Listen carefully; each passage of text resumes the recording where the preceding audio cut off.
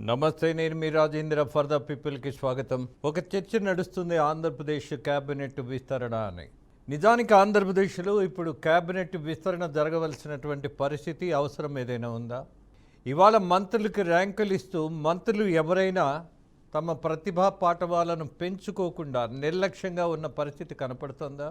అలాగే ప్రజాప్రతినిధుల మీద ఒక నజర్, వాళ్ళ ప్రవర్తన మీద, వాళ్ళు చేస్తున్నటువంటి వ్యవహారాల మీద పూర్తి సమాచారం సేకరించేటటువంటి పనిలో ముఖ్యమంత్రి చంద్రబాబు నాయుడు ఆయన చేసినటువంటి ప్రయత్నంలో వస్తున్నటువంటి సమాచారంలో చాలామంది ఎమ్మెల్యేల మీద వస్తున్నటువంటి ఆరోపణలు ఏవైతే ఉన్నాయో వాటికి ఆధారం సంపాదించే వార్నింగ్లు ఇవ్వటం కూడా జరిగింది. ఈ దశలో క్యాబినెట్ విస్తరణ దేనికోసం, ఎవరి కోసం? ఏదైనా ఈ టెన్యూర్ మాత్రమే పనిచేయాలి అన్నటువంటి నిబంధనతోటి మంత్రులను నియమించారా? క్యాబినెట్లోకి తీసుకున్నారా? అలాగే ఉన్న మంత్రుల మీద ఎక్కడైనా ఆరోపణలు వస్తున్నాయా? ఏదైనా అవినీతి దందా చేస్తున్నటువంటి పరిస్థితి ఉన్నదా? మార్చవలసిన ప్రయోజనం ఉన్నదా అనంటే లేదు అన్నటువంటి సమాధానం టీడీపీ పార్టీకి, నాయకుడికి ఉన్నట్టుగా మనకున్న సమాచారం. ఎవరినైనా ఒకళ్ళనో ఇద్దరినో కొత్తగా తీసుకోవడమో, ఉన్న వాళ్ళను మార్చడమో, బట్ విస్తరణ అనే పదం అంతగా సరిపోదేమో. ఉన్న వాళ్ళను కాక మిగతా వాళ్ళను తీసుకుంటే విస్తరణ. ఇవాళ మళ్ళీ కొత్త వాళ్ళను తీసుకోవాల్సినటువంటి అవసరం ఉన్నదా అని అంటే I don't know, I don't think so. కానీ ఇటీవల ఉప ముఖ్యమంత్రిగా ఉన్నటువంటి పవన్ కళ్యాణ్ కొంచెం తొందరపడ్డాడేమో అన్నటువంటి పరిస్థితి గమనించాం. హోమ్ మినిస్టర్గా నేనైతే అని హోమ్ మినిస్టర్గా ఇవాళ ఉన్నటువంటి మహిళ చేసినటువంటి పోరాటానికి ఇచ్చినటువంటి బాధ్యత అది. కానుక కాదు, గిఫ్ట్ కాదు. ఎక్కడైనా ఎప్పుడైనా ఒక టీం మెంబర్, మనమందరం ఒక టీం అయినప్పుడు అందులో ఒక టీం మెంబర్ బలహీనంగా కనిపించినప్పుడు, లేదా ఊహించినంతగా ఫలితాలు సాధించలేకపోతేనో చేయవలసిన మొట్టమొదటి పని ఏంటి? అలర్ట్ చేయటం, చర్చించటం, పుష్ చేయటం, ప్రోత్సహిస్తూ కొన్ని విషయాలను వాళ్ళకి తెలియవు అనుకున్నవి ఏవైతే ఉన్నాయో వాటిల్ని తెలియజేయటం. అంతేగాని నేను హోమ్ మినిస్టర్గా రావాలా అని అంటే, do you think that you are the only powerful leader? దాని సంకేతం ఏంటి? రెండు ఉన్న హోమ్ మినిస్టర్ని తక్కువ చేసినట్టు కాదా? ఒక కూటమి ప్రభుత్వంలో ఉండి అఫ్కోర్స్ ఆయన ఇంకా చాలా పవర్ఫుల్గా నేనైతే చేయగలను అని ఆయనకి నమ్మకం ఉంటే ఉండొచ్చేమో, కానీ ఉన్న మంత్రికి కూడా ఆయనకున్నట్టుగానే ఒక నమ్మకం, ఒక బలమైనటువంటి డెస్టినేషన్, ప్రూవ్ చేసుకోవాలన్నటువంటి తపన, ఇవి కూడా ఉంటాయిగా. మరి అలా మాట్లాడడంలో ఉన్నటువంటి ప్రయోజనం ఏంటి? అంతరార్థం ఏంటి? దానివల్ల వచ్చే ఉపయోగం ఏంటి? వివాదాలు, అనవసరమైనటువంటి సమస్యలు, అవతల వాళ్ళకి అవకాశం ఇచ్చినట్టు. హోమ్ మినిస్టర్ చేయనటువంటి పని ఏదైనా ఉంటే ముఖ్యమంత్రి ఉన్నారు. ప్రధాన నాయకుడిగా పార్టీ పగ్గాలు పట్టుకొని ముందుకు దూసుకెళ్తున్నటువంటి మరో యువ నాయకుడిగా ఇవాళ లోకేష్. అది నేనంటున్నది కాదు, ఇవాళ కూటమి ప్రభుత్వంలో ఉన్నటువంటి నాయకులు చెప్తున్నటువంటి మాట. It's not my personal opinion. పార్టీలో ఇంత చర్చ జరుగుతూ ఇవాళ అద్భుతమైనటువంటి మంచి ప్రభుత్వం మాది అని చెప్పుకుంటున్నటువంటి దాంట్లో ఫలితాలు సాధిస్తేనే కదా. ఒక సమయమునం, ఒక లీడర్షిప్, అలాగే అభివృద్ధి వైపు అడుగేస్తున్నటువంటి నమ్మకం, చూయిస్తున్నటువంటి సాక్ష్యాధారాలు, చేస్తున్న ప్రయత్నాలు, ఇవన్నీ మంత్రివర్గంలో కూటమిగా మీరందరూ కూర్చొని మాట్లాడి సాధిస్తున్నటువంటివే కదా. ఒక టీం వర్క్ జరుగుతుందన్నటువంటి నమ్మకం జనంలో ఉన్నప్పుడు ఆ టీం వర్క్ యొక్క ప్రతిష్ట దెబ్బతినకూడదు. ఎప్పుడు దెబ్బతింటుంది? అనవసరమైనటువంటి వ్యాఖ్యలు చేస్తే. నేను తప్ప ఈ దేశానికి మరొక దేశభక్తుడు లేదు అని ఒక భ్రమలో కొంతమంది పార్టీ నాయకులు మాట్లాడుతుంటారు. అలాగే కూటమిలో కూడా నా అంత ప్రతిభావంతుడు లేడు అని ఎవరైనా అనుకుంటే అంతకంటే తప్పిదం మరొకటి ఉండదు. అందరూ సమర్థులనే, ఇవాళ క్యాబినెట్లో ఉన్న వాళ్ళందరూ సమర్థవంతులైనటువంటి బాధ్యతతో కూడినటువంటి పాలనలో భాగస్వాములు అవుతారనే బాధ్యతలు అప్పచెప్పారు. మరి ఇవాళ ఎవరినైనా మార్చాల్సి ఉంటే ఎవరిని మార్చాలి? పని ఎవరిని తక్కువ చేయాలి? మార్చినందువల్ల వెళ్ళే సంకేతాలు ఏంటి? 2 సంవత్సరంన్నర దాటి కొద్ది సమయమే కదా అయ్యింది. కనీసం 2.5 సంవత్సరాలు కూడా ఉన్న మంత్రికి ప్రూవ్ చేసుకునేటటువంటి అవకాశం ఇవ్వరా? ఇచ్చే పరిస్థితి పార్టీలో లేదా? అలాగే పదే క్యాబినెట్ మీటింగ్లే కాకుండా పార్టీ నాయకులతోటి అందరితో కూర్చొని చర్చిస్తున్నటువంటి అధ్యక్షుడిగా ఉన్న చంద్రబాబు నాయుడికి ఉన్నటువంటి మెచ్యూరిటీ ఇవాళ ఉన్నటువంటి నాయకులు ఆచరించరా? ఎక్కడైనా నెగిటివ్ సిగ్నల్స్ వచ్చాయా? లేదే. ఎక్కడైనా మంత్రి మీద ఆరోపణలు వచ్చినాయా? లేదే.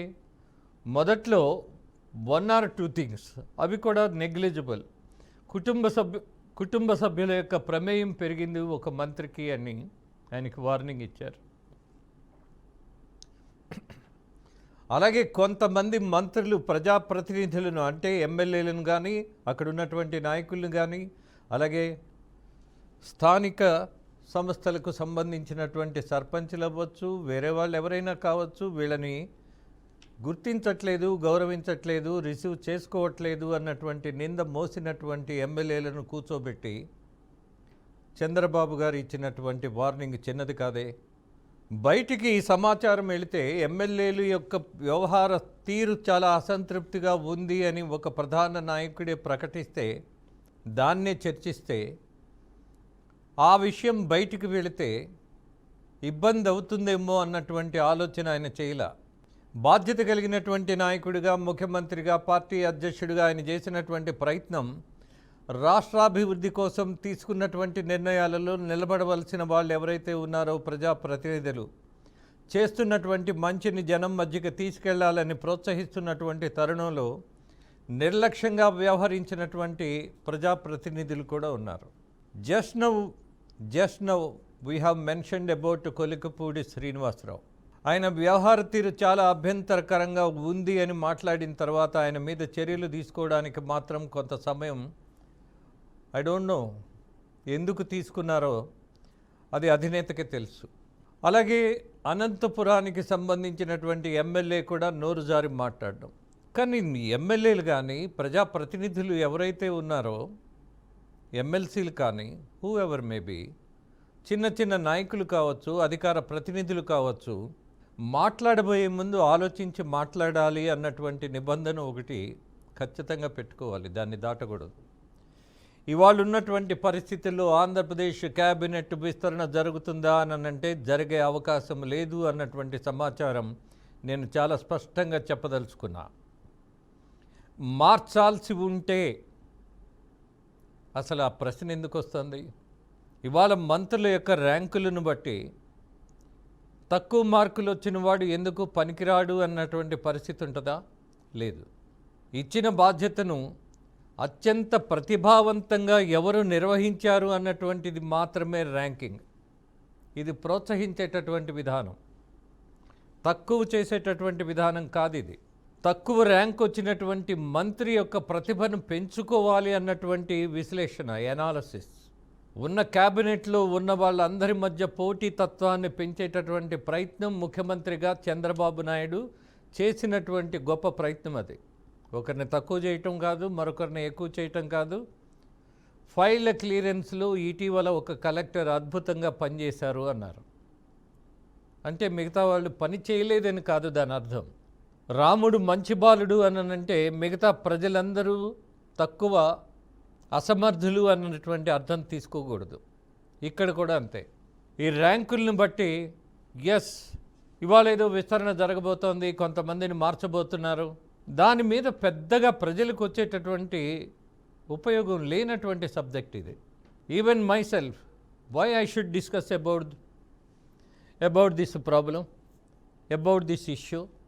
బట్ కేవలం సమాచారం కోసం మనకు తెలిసింది చెప్పాలన్న ధోరణిలో చెప్పడం తప్పితే ఎవరిని మారిస్తే ఏంటి, ఎవరిని ఉంచితే ఏంటి, ఎవరిని కంటిన్యూ చేస్తే ఏంటి, వచ్చే ఫలితం ఒకటే.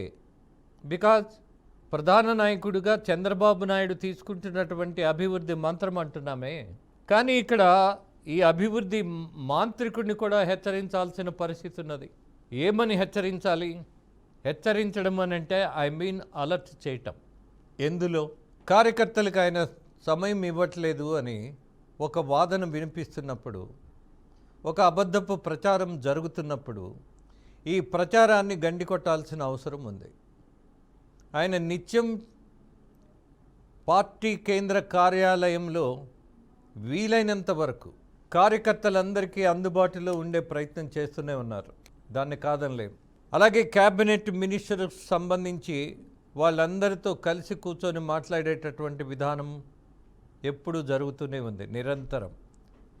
అలాగే లోకేష్ బాబు తీసుకున్నటువంటి ప్రత్యేకమైనటువంటి నిర్ణయం ఏంటి?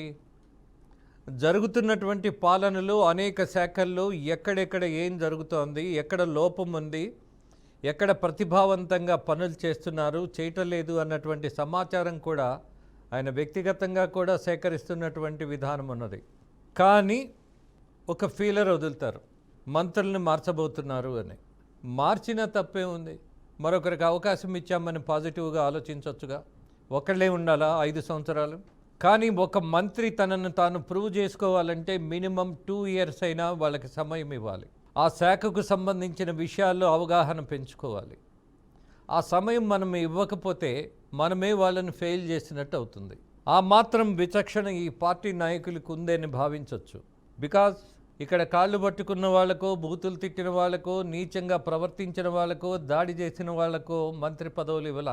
నిబద్ధతగా పనిచేస్తారు అని నమ్ముకున్నటువంటి వాళ్ళకి, నిలబడినటువంటి వాళ్ళకి కూడా అవకాశం ఇద్దాం, వాళ్ళని ప్రోత్సహిద్దామని జరిగినటువంటి ప్రయత్నమే ఇవాళ ఆంధ్రప్రదేశ్ క్యాబినెట్లో ఉన్నటువంటి మంత్రుల యొక్క దశ దిశ.